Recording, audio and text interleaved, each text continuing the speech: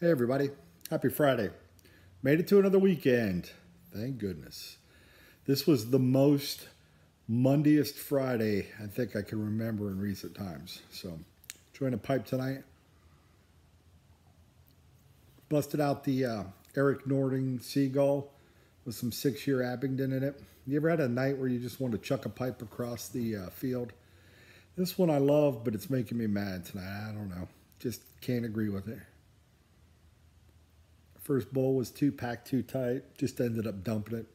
I know, wasted tobacco, but I was mad. And then this one might be a little loose, so I'm trying to fix it as I go. I'll get it there. Enjoying some Long Branch tonight. So, first time I've had this. This is Wild Turkey. This is the Matthew McConaughey deal to where he was a creator or whatever. I don't know what his official title is with Wild Turkey, but he helped make this blend. And back in, I think, 2016. I think he's still pretty active with the company. Again, I don't know if he's more than just a spokesman. I don't know if he's a creator or what he is, but this is Wild Turkey that's aged a little bit and refined a little bit differently to his tastes. You know, he wanted something a little sweeter, so it's pretty much the Wild Turkey mash bill, 75% corn, 13% rye, 12% malted barley. But it's 8-year-old. It's 8-year-old bourbon when it starts. Then they refine it through an oak charcoal process. Then they take it back through a Texas mesquite charcoal process. And that adds some more sweetness to it, apparently. And apparently that was his deal. You know, it was 4 in the morning, and he called Russell. Gosh, what's the guy's name? Is it James Russell? It's on the bottle. Eddie Russell. I should have known that. Called Eddie Russell at 4 in the morning. Said, "That's it. We finally hit it." So, likes it a little bit sweeter, more of a Texas. I don't know that you could call this a bourbon because it starts out a bourbon, but then it's refined, kind of like Jack. Jack's not a bourbon because it's a Tennessee because it's refined, and this is refined through 2 different processes, which. I'm not a sommelier, but I don't think you can call it a bourbon anymore. It's 43% ABV, alcohol by volume. I always want to say APV, and that's not right, but 43% AB, there it was again. Not even drinking it, I'm doing it. ABV and 46 or 86 proof. I don't know why I want to do APV. I don't know why. Something in the past, maybe. Acronym of somewhere I've worked. But we'll give it a try. And I was going to tell a quick story tonight while I'm sipping and smoking, and you guys can tune in or tune out. Up to you.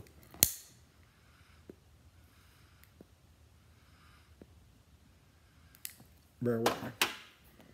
So the Long Branch, this is an official review. It is not an official review. It's a nice... kind of a vanilla oak, kind of muted. It's not super strong. I'm using a different glass. This is still a Glencairn, but I think this is one I got free with a bottle of Jack Single Barrel. I don't know, something like that. Well, it's a glass.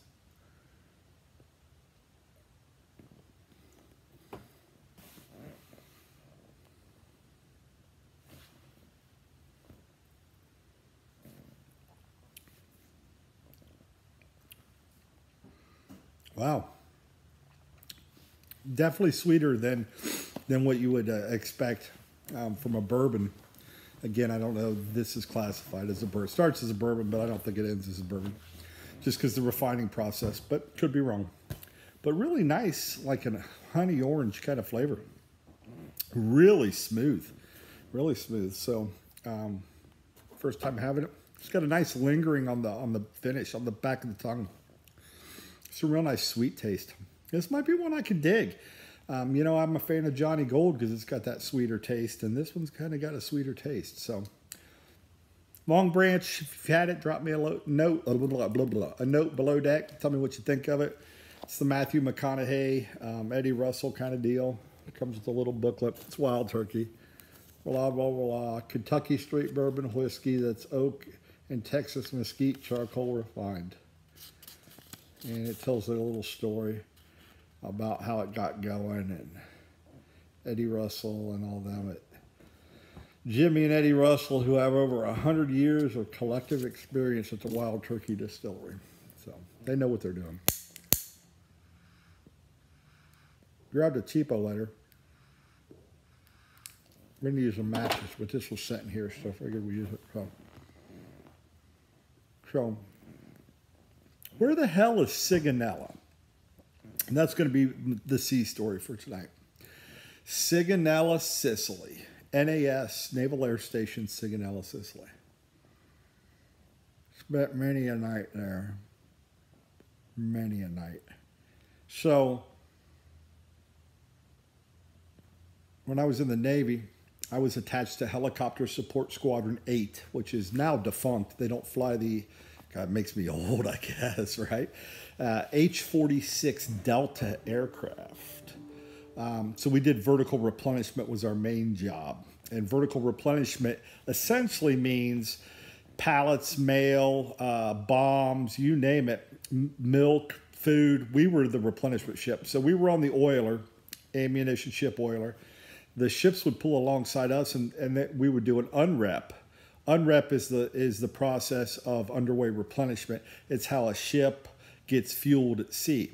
Yes, you don't have to fuel the nuclear power aircraft carriers as far as diesel fuel to run them, but you have to pump them some JP5 if they want to fly their jets.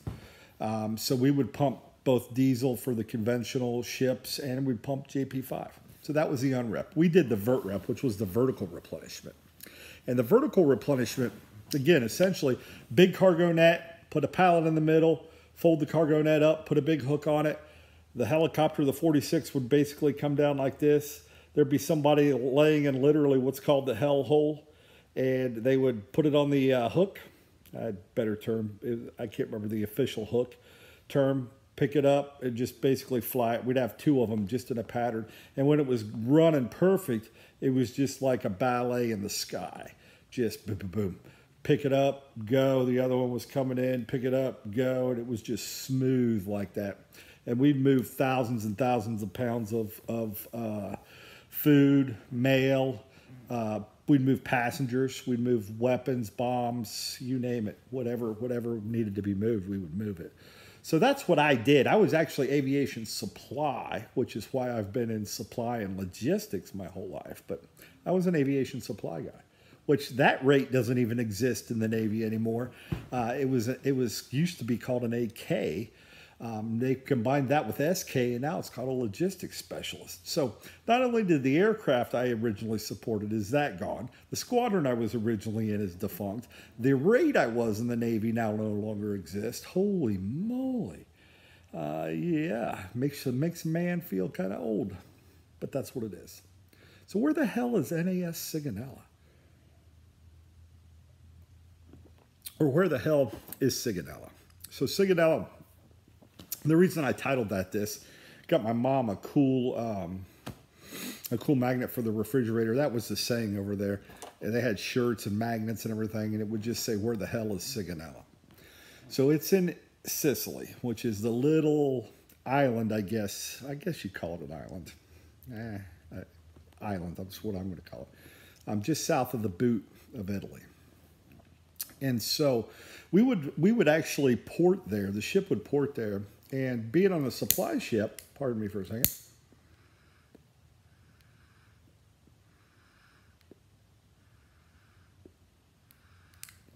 Hard to tell a story and keep a pipe with it. Being on a supply ship,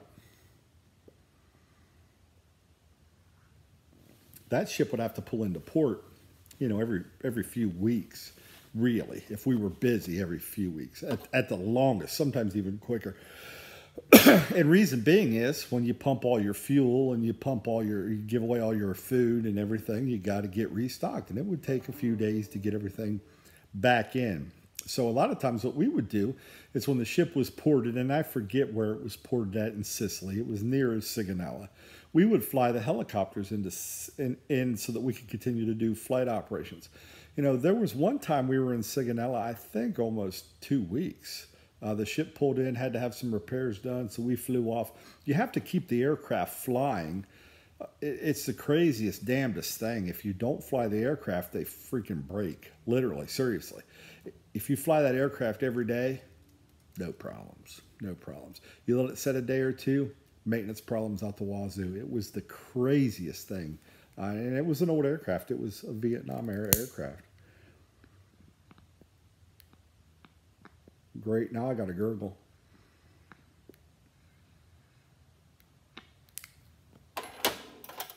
But anyhow,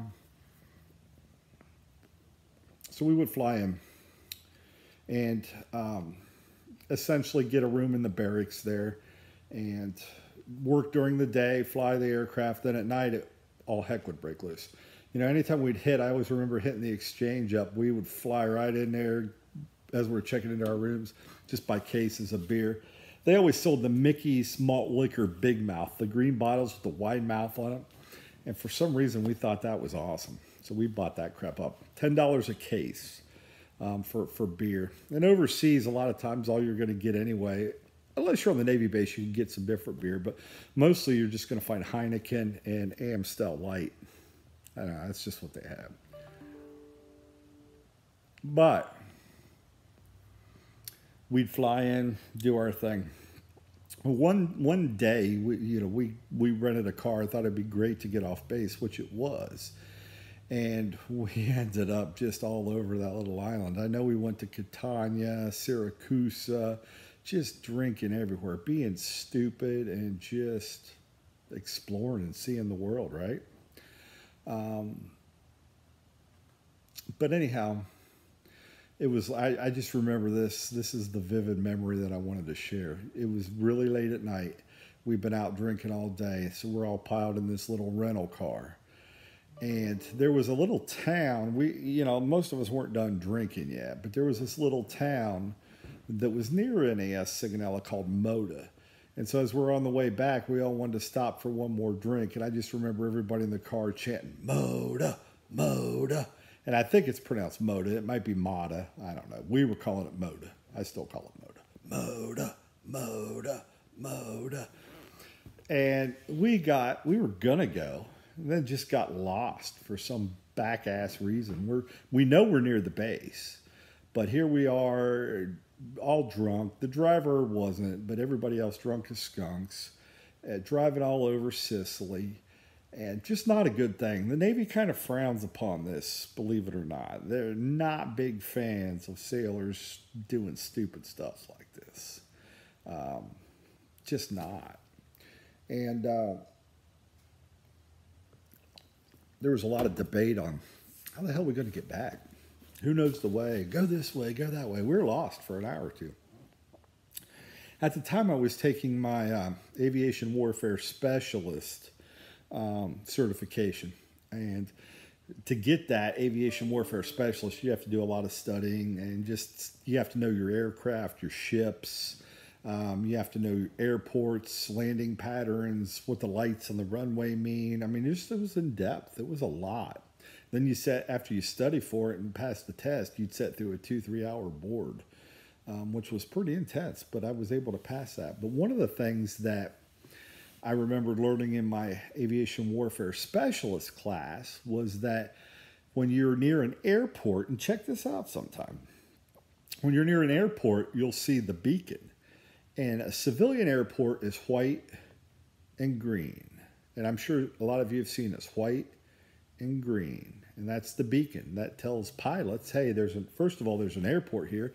And second of all, that's an civilian land-based airport. There's some different beacons for water and stuff like that, but it tells people that's a civilian land-based airport. A military airport will be white, green, subtle but different. So white, green is civilian, white, green is military. So you want to make sure you're going in the right place. Well, NAS Sigonella was a military base. Naval Air Station. So I seen that beacon, white, green, white, green. I said, guys, let's go that way. Go toward the beacon. And sure enough, we were able to snake down some roads and follow the beacon and got home to the base that night. So kind of a cool story. It's just a lot of cool stories about Sigonella, and I don't want to waste them all in one video because this one's getting pretty long as it sits. But just loved Sigonella. Always loved going to Sigonella. Anytime you could get off the ship and get into the barracks and sleep in a real bed for a night or two, as opposed to being in, and have a restroom and a shower and just not being on the ship and grungy, was a win. Huge win. Huge win. Anytime. So, a lot of good times. A lot of parties, a lot of picnics, 2 different deployments. And we'd always go to Sigonella because it was a Naval Air Station. We could get our parts there. I had a good friend of mine who I went to A school, Dan. I won't share his last name, but Dan's his first name. And he was stationed at NES Sigonella. So anytime I flew in, I'd catch up with him, shoot the breeze. He was an Ohio guy, just like me. So we knew, we went, he was the class behind me in A school, same rate. He was an aviation storekeeper, just like me. So I'd bump into him regardless because, when we flew in, we always went to flight clothing into the base and get different supplies for the aircrafts, things of that nature. So where the hell is Sigonella? Well, it's in Sicily. And it's still operating today as far as I know. I haven't seen it on the base closure list, so I'm sure it's still rolling. And it was a big base in the Mediterranean. A lot of people would fly in and catch ships. So if you were going to join ship's company, it doesn't matter what ship you were going to. If you were going to fly out, you graduated school and you were catching up with the carrier or any of the small boys that were on the cruise, you would fly into there and they would fly out to the ship, and that's how you'd catch your ship. So you'd go through Sigonella, Sicily. They had a Wendy's at the airport, and just some good stuff that you could just grab and get Americanized, watch some TV. I'll never forget the O.J. Simpson thing was going down one time we were in Sigonella. Watching the Bronco chase was kind of wild.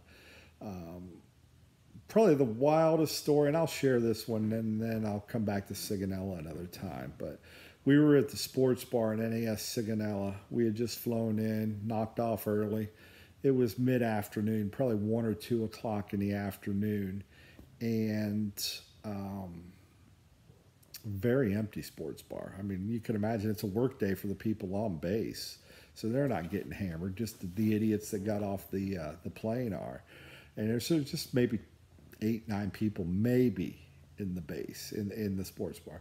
And I looked across and seen this dude, and I'm like, he wasn't with us. He wasn't in my squadron or from my ship. I'm like, I know this guy from somewhere. He just looks so damn familiar, and I couldn't place him.